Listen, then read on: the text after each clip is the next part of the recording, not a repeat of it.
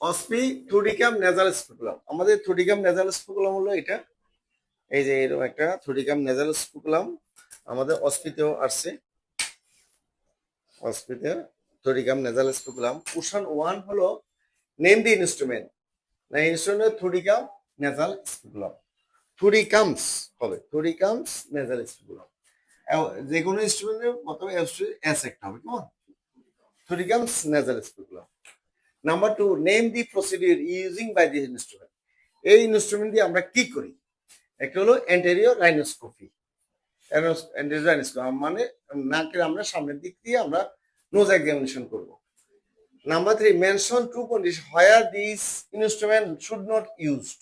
কোন কোন কন্ডিশন আমরা ইউজ করবো না? একটা হলো acute vestibulitis of nose and ফারাঙ্গুলোসিস।